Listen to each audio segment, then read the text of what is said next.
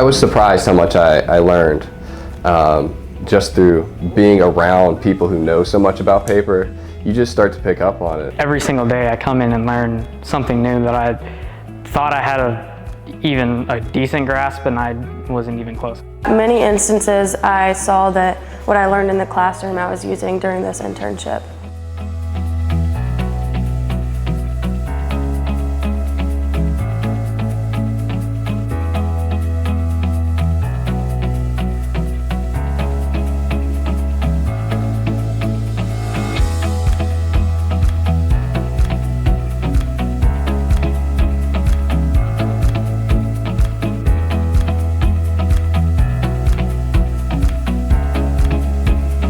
So the internship program is very special to every organization, but especially at Pratt. I think as you see and you consider what talent really does for businesses in the future, what it does for companies, it is truly the initial talent pipeline.